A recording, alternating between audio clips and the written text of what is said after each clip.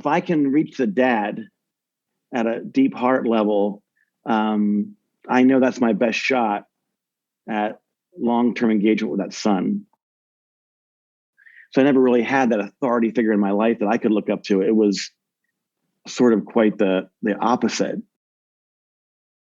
And so when we walked down the aisle, Dana wasn't a virgin, but she was pure.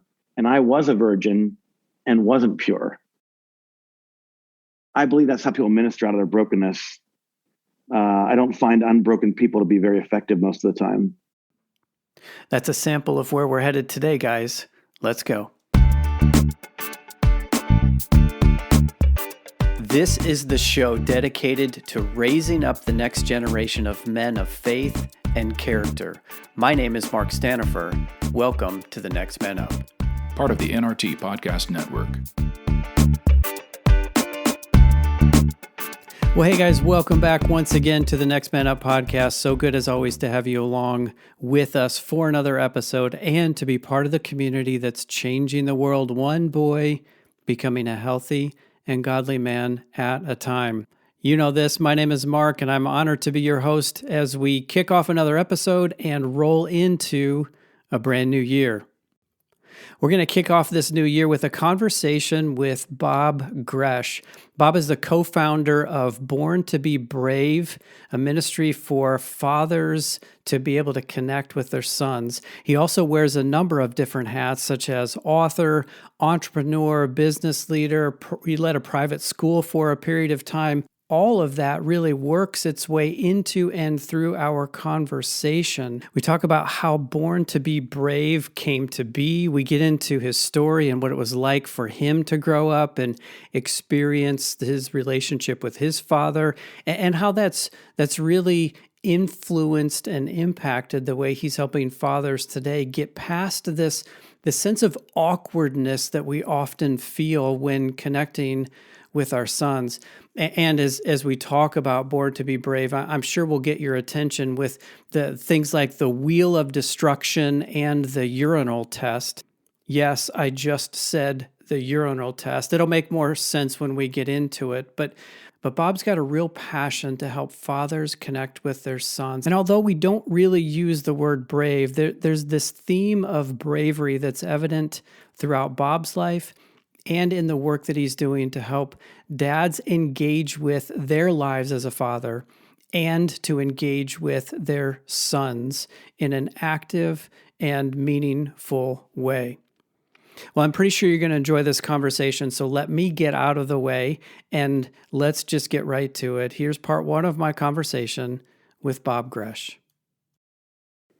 Well, Bob, it's a pleasure to talk with you this morning, man. I appreciate you giving us some of your time, and I'm excited to get into your story and the work that you're doing, so welcome. Well, thanks, Mark. I appreciate being here. It's going to be a lot of fun this morning. So let's start right here. So you've got this ministry / organization called Born to be Brave. Tell us about Born to be Brave and how did it come to be, and how did you get to this place where you're doing this thing for fathers and sons? Well, Born to be Brave is kind of a interesting story. It's an outgrowth of True Girl. We have a ministry for 20 years that was called Secret Keeper Girl. We changed the name as the culture changed. We changed the name about 2 years ago to True Girl. But that ministry to girls has been around for 20 years. We've probably seen 1 million girls all over the world. 12,000 girls have come to Christ with their moms at the event. So that's been really successful. And through those first 15 years of the show, people would ask every time they leave the show, what do you have for boys? Mm. And so I never felt called to do much for the fathers and sons. I was doing some other things. But I felt called about 5 years ago to start just a presentation, a show, a 2.5-hour show that would be complementary to the girls show, but it would be all boy. And so we started Born to be Brave. It's a 2.5-hour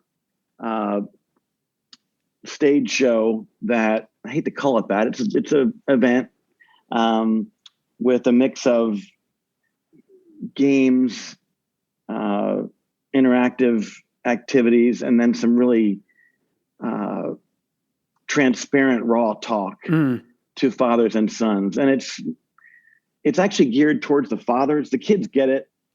They love being with their dads, but it's kind of like the old Veggie Tales with this kind of two levels of humor. Oh yeah. The dads can enjoy it and so can the students. So we generally, it's targeted 7 to 13-year-olds, but really anybody can come. I had an 80-year-old dad with his 50-year-old son there last year, and they said they had the best talk they ever had. Wow. Because you don't, as your ministry is trying to do, a lot of times you don't get those organized sort of proactive conversations that with your dad ever. But in this meeting, in the show, we really organize that and are proactive about having them talk to each other in a transparent way. Sometimes the first good conversation a dad's had with his son about spiritual things. So how do you do that? Like, give me a glimpse of, I'm sitting in the audience for this event and I'm there to quote unquote watch a show. But how do you engage me as the dad to be able to engage my son in that environment? I believe one of the greatest strengths of our ministry is the ability to engage fathers with this event, because we don't do it in a churchy way. One of the things we do is we start out with worship. We have a great band there. And then we start out after that with a thing called the urinal test. We bring 8 big urinals on stage. Hold on. You just said urinal, right? Yes, urinal test. And so some people might have seen this, but there are specific rules. In fact, I'm afraid this is going to be my legacy after the show. I have guys come up to me 3 years later and say, there's one thing I'll never forget about the show. And I'll be like, I know what it is. It's the urinal test. It's not like, they have other good stories too, but their first thought is that. So we bring like 8 urinals on stage. And as a man, most people know there are rules to the urinal, right? So at first we put a guy in urinal 8, and then we bring the next guy up and say, where would you go? And they go to urinal 1. And, we have kind of a game show with that. The dads love it. But what it does is it demonstrates right there is a turning point in the show where they're like, wow, I can't believe they did this. This is going to be pretty different. And it kind of breaks that veil of, churchiness to say, hey, we're guys here. There's no women in the room. In fact, when I promote the show, I'm like, we really don't want women to come. But what if they're a mom? I'm like, well, if they're a mom, they can't find a male role model. Let us know. We'll try to find one. But it is for guys. It is specifically for guys and not for a mixed audience. So you may be offended if you come as a woman, because frankly, the show kind of revolves around my personality, my ADD personality. It goes different places. And sometimes I just have to say, hey, delete that last comment, because, maybe you shouldn't say that in church. So, but the guys respond to that because, we're saying things, there's kind of this church language where you can't say poop or whatever. And it's sanitized. That's not how guys, yes. And we definitely desanitize it. And the guys appreciate me being up there as a non-speaker. That's not my gift, but I'm just sharing my testimony. And I think they relate to that. And I think the boys relate to the band and some of the other things. And then we have a thing called the Wheel of Destruction, which is a industrial steel cage set up that surrounded in plexiglass. And we drop a 300-pound tractor trailer tire from 14 feet up and smash whatever I find at Goodwill that day, which is sort of the fun of the thing, because we don't know what's going to happen. We can't figure all the stuff we're going to smash in the trailer. So the guys know after the first couple times that this is totally out of control, and I have no idea what's going to smash. We broke the glass one time. A lot of times we have to smash things twice. So that they know the show is very unscripted in that way. And I guess my point is that when you get them relating to you on a level of a normal man, a non-church, non-sanitized guy, they engage a lot more, because I think they get us. The kids travel along, sometimes they don't get all the jokes or whatever.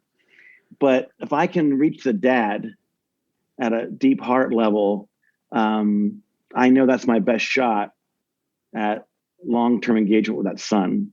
Look, we can do a show that the kids love and everybody loves, and they leave, and 2 weeks later they forget about it. That's not our goal. Our goal is really to connect that father with his son, because we believe parent-child connectedness is the number one risk reducer in a lot of the bad things in society today. So you mentioned your story. One of the questions that I always like to ask guests, there are two. We'll start with this one.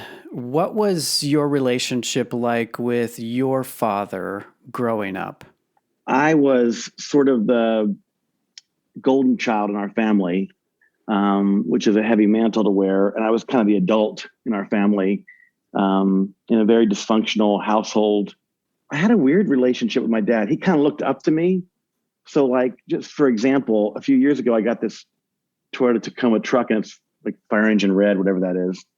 When I went back to my dad's house 3 months later, he had repainted his truck the exact same color as mine. It was like a weird, like if I buy a pair of glasses, he gets the same pair. He like looks up to me. It's like a role reversal.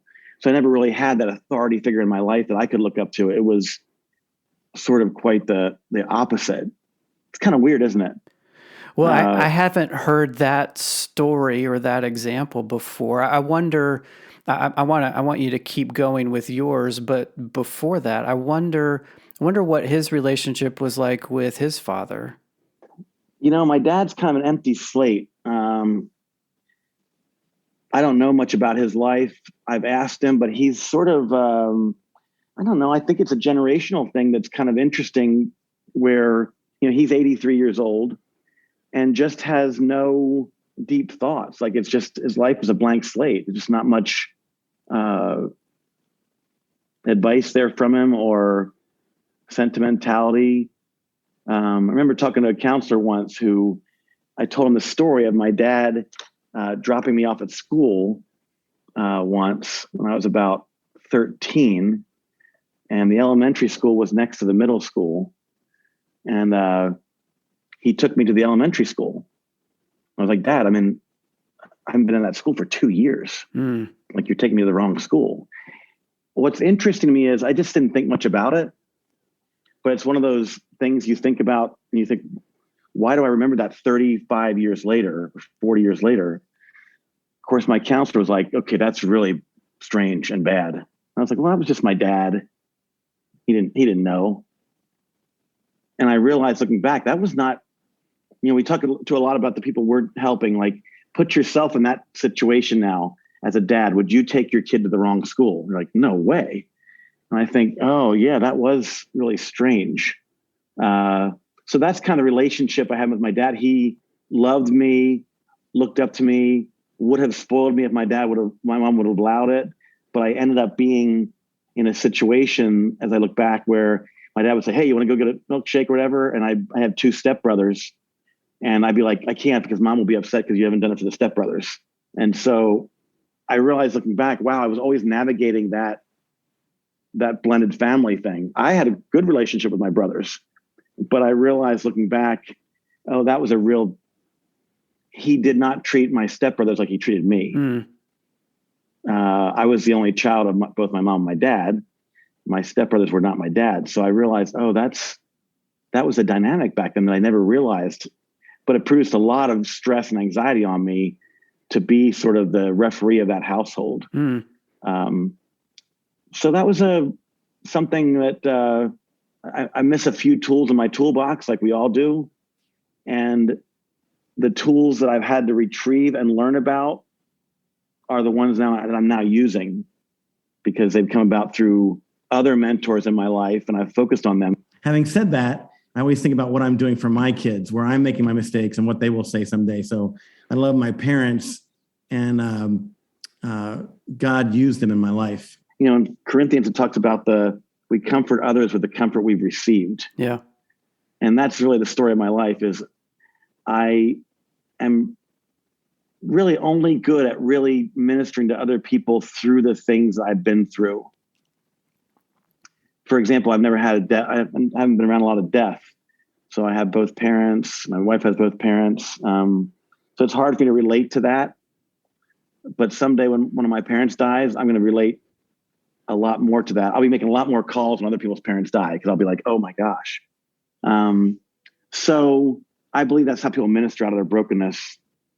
I don't find unbroken people to be very effective most of the time. I think that experiential learning is way more valuable and transformative.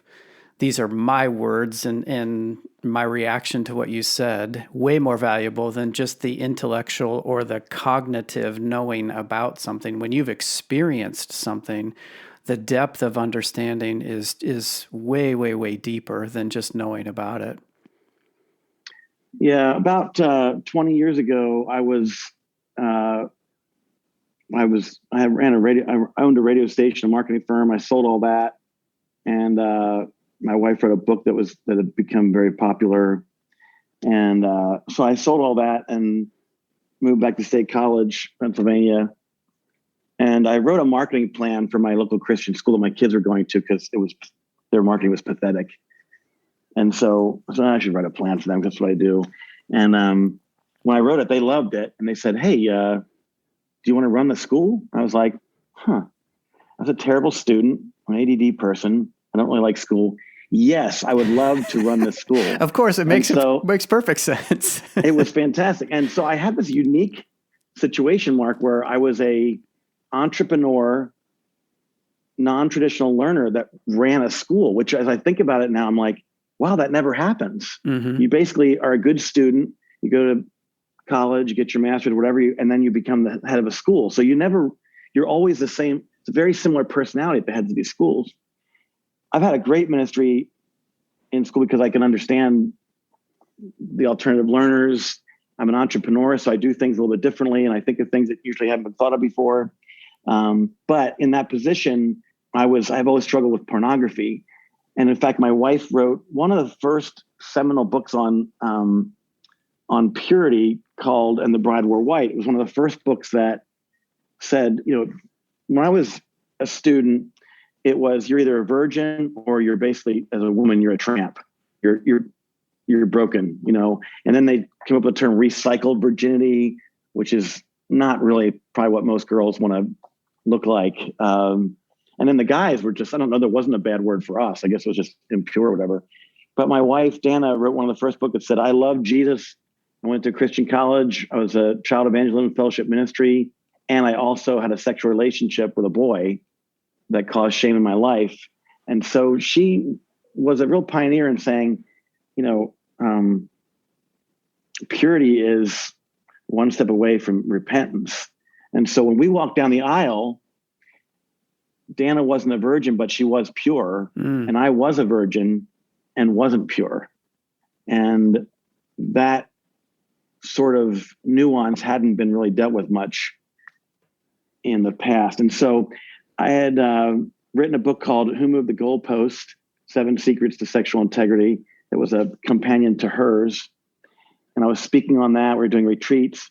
I was speaking on the church in that, talking about how as a Christian school director, I still struggle with pornography, had to have high boundaries. And then one day, somebody walked in and said, hey, we found some pornography on the office computer, and we thought maybe you're doing some research or whatever. And I said, oh, I think it's just a virus, and I think it happens, I'll take care of it. And I sat in my office for about 5 minutes and thought, this place will never be blessed if I'm living a lie. And so I went in and said, that was mine. I had boundaries all over my life and all my computers, but not the school computers. And so I then resigned and said, look, I'm an employee. I don't put you guys through this. But I was very popular at the school. I guess my point of the story is that I was then shunned. And in the course of my life, no one has ever judged me that I know of except the paid professionals. And so that started a journey in my life where I realized, wow, this is how it is to be on the other side, because I didn't realize they had put me on a pedestal as a ministry leader, being on Focus on the Family, those kind of things. The church had put me on a pedestal that I didn't want to be on. And so when I fell off of that, devastating to the professionals. And I walked through that. It's one of the experiences of my life that I'm most proud of. I walked through that in humility. I was subjected to discipline. The church just wanted me to leave. And I said, no, I sinned here. I need to be restored here. Because I was on that side Mark, when they said, well, we don't really want you to come back into school much, even though my children were there.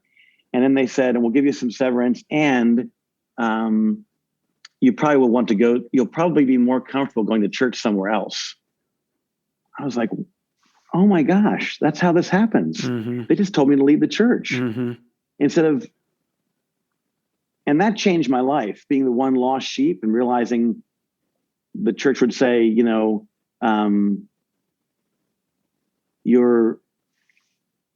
have to protect the flock, which is, and I realized since then I've spent my life talking to people about Jesus left the flock, the 99 for the one sheep.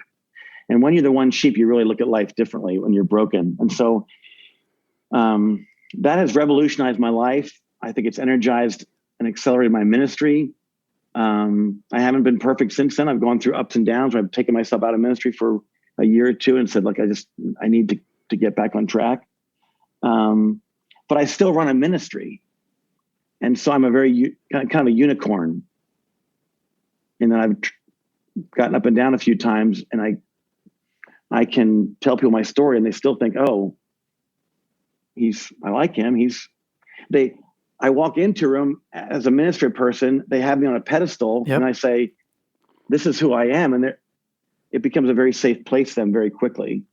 I know that's a long answer to, I think, your one question, but no, it's a good answer, Bob, because I think you summarized it right there at the end. Well, you're in a ministry capacity, making an impact, doing the things that you've been called to do, but you're detaching yourself from the label, from the expectations of perfection that get tagged onto anybody with ministry leader in their role or title or profession.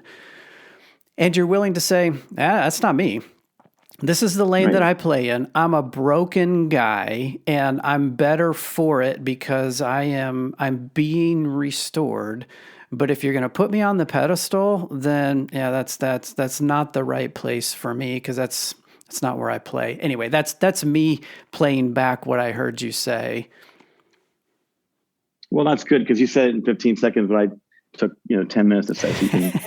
Edit it away. It's your story, and I just distill it down. It's what I do. Let's keep going with your story. Let me ask you the other question that I like to ask for a couple of reasons, and I can share the motivation behind this question if you're curious. But was there a point along your journey where you felt like you had become a man? I'm not sure I know that single point. Maybe that's the wrong answer. But I think it's just been an evolution. And I believe that without the proper mentor or father figure, it's hard to feel that, because you want your father to say that, right? And I think that's one of the bases of your ministry.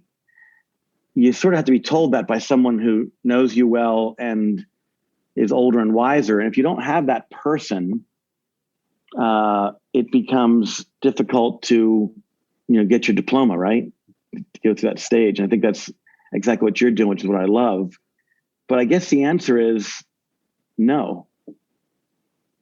Is that a unique?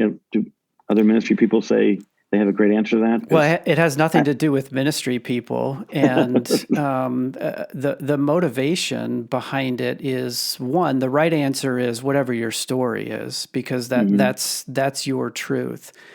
But the second reason is I've yet really to come across somebody in our generation that has said, well, my dad or other men in my life took me through a process. And I know on this date in time, when I was X years old, is when I was welcomed into the club and community of men.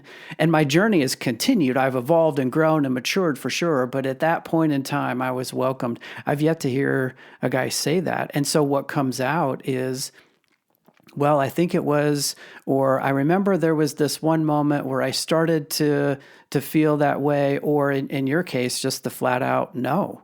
It's just been this continual journey of trying to figure it out, and it just reinforces the gift that fathers can give to their boys as they're crossing into that next stage of life, not just adulthood, but manhood, that gift of let them know they're there, they're ready, and they're welcomed, and you treat them different. I will resist the urge to get up on my soapbox, but that's the reason why I like to ask that question, is I never know what's going to come out, and it just reinforces that we still, as guys, we still have this need to be told who we are by the men in our life and welcomed into their ranks.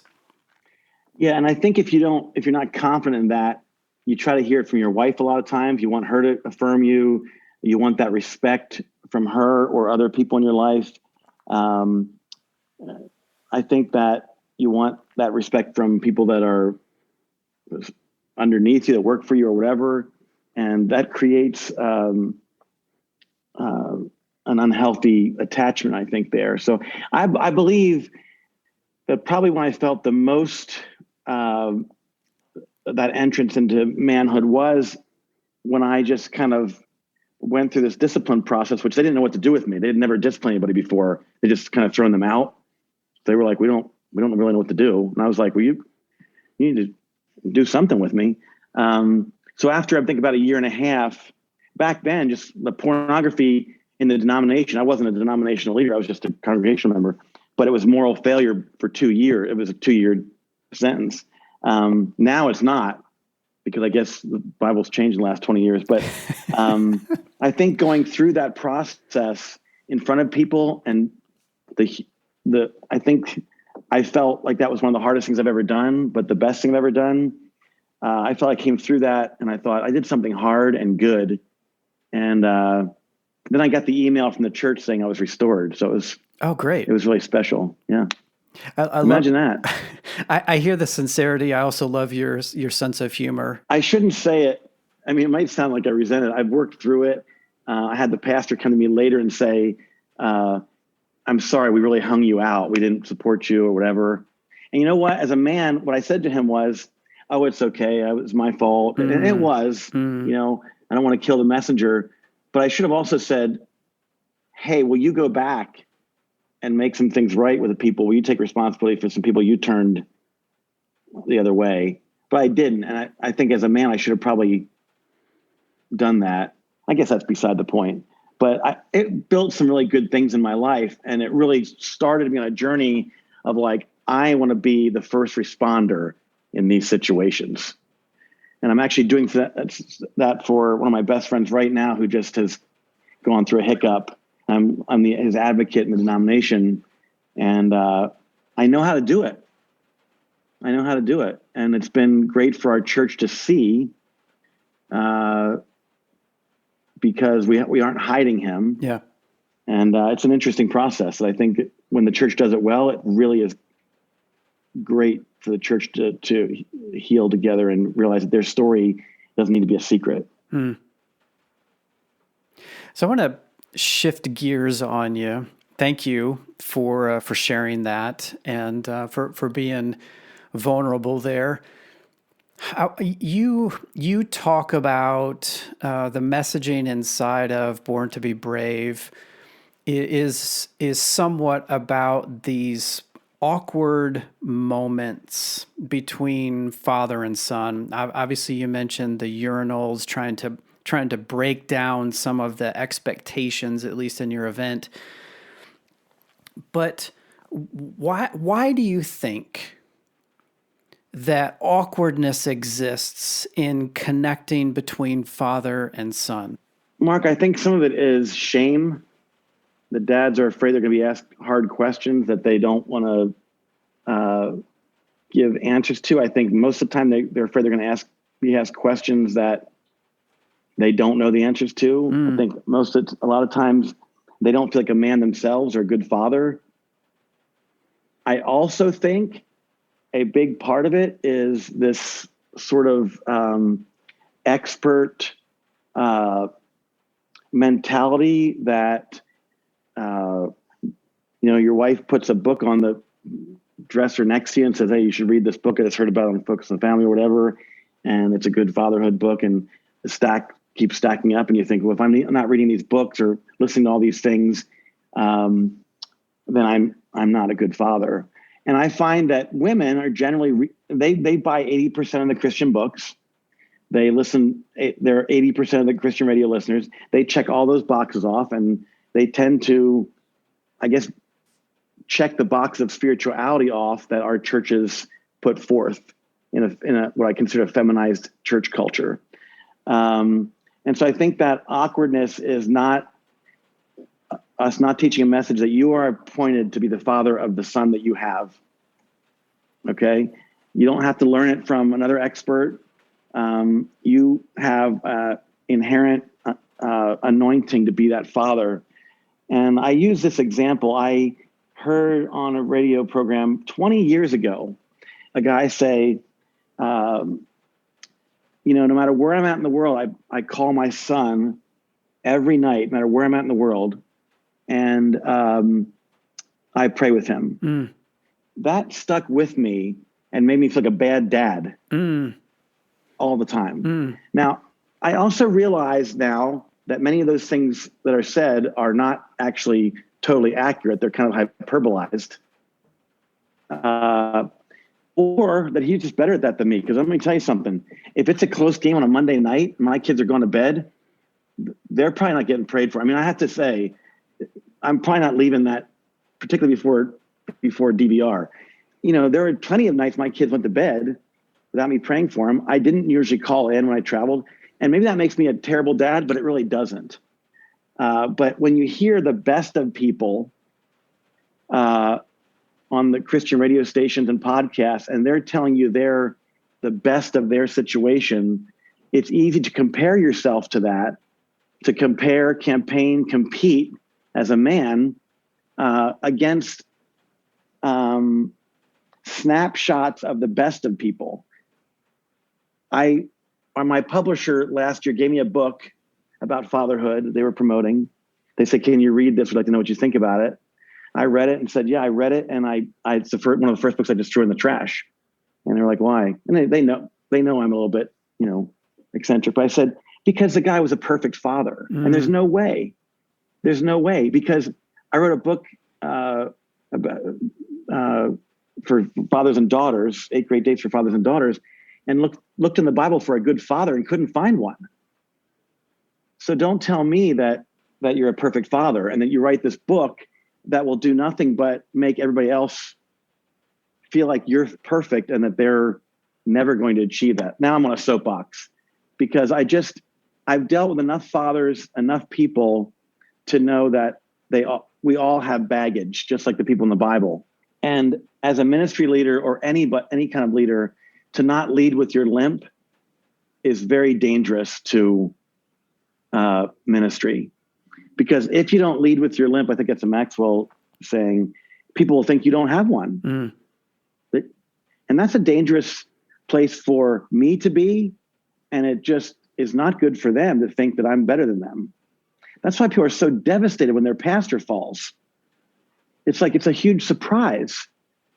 And I'm like, really? It's a surprise to you that men fall and that people fall and that people have baggage? I think what you just described sounds a lot like the box that men feel put in today. Meaning the expectations are, regardless of where they came from, the expectations are that we have to be perfect.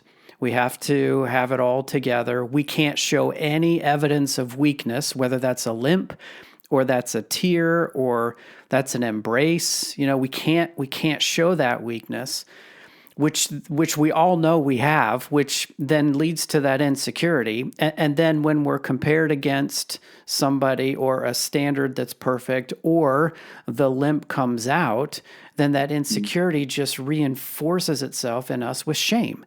And we just close up smaller and smaller and smaller just to stay in this box. And part of what we're trying to do with this platform is to remind guys that we have the full spectrum of emotions at our fingertips because we're human.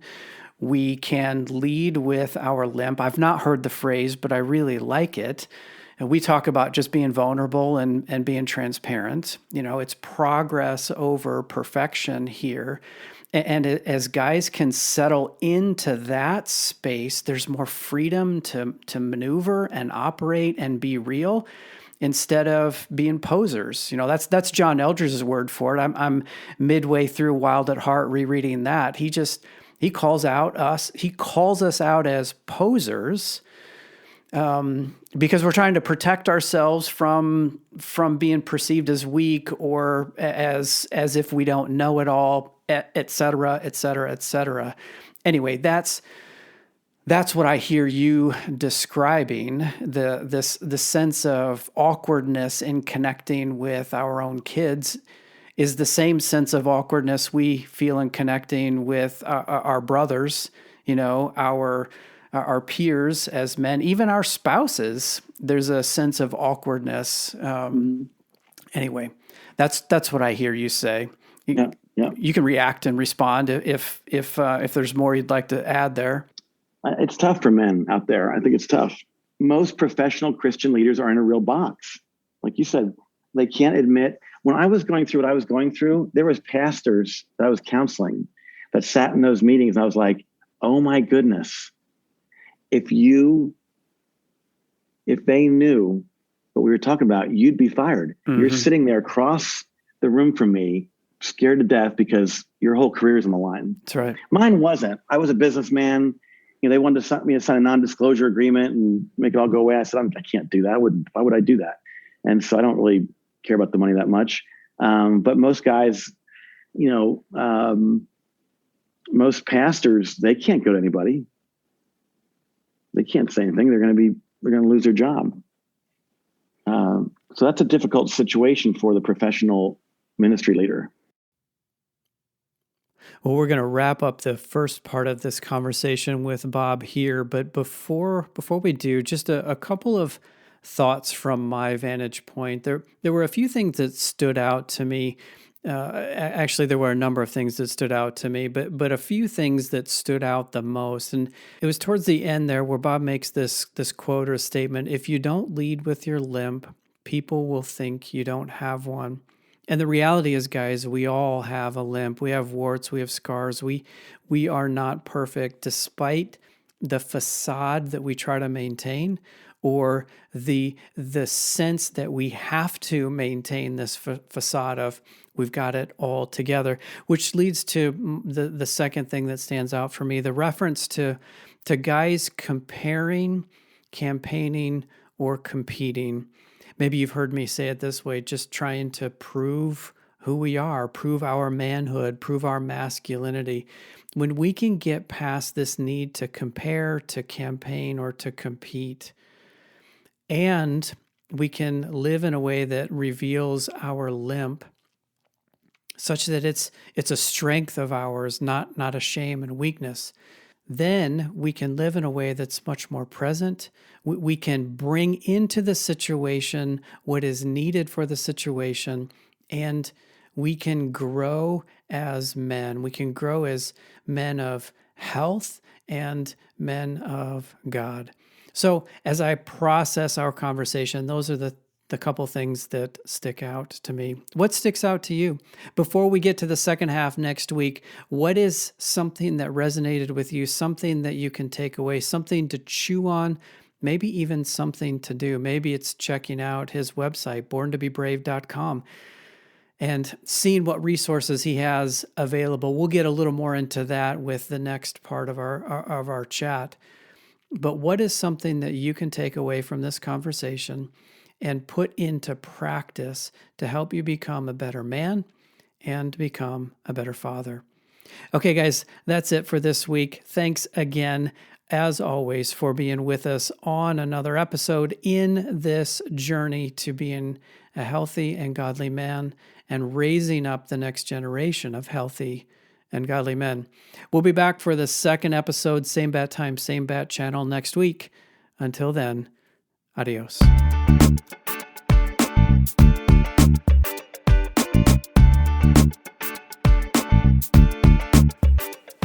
Hey listeners, thanks for journeying with us on this Next Man Up podcast. We would love to hear from you. Maybe you have a question or an idea, perhaps a topic for us to consider. If that's you and you want to reach out to us, you can get us at feedback@thenextmanup.com. That's feedback@thenextmanup.com. Again, we'd love to hear from you. Until next time, we'll see you later.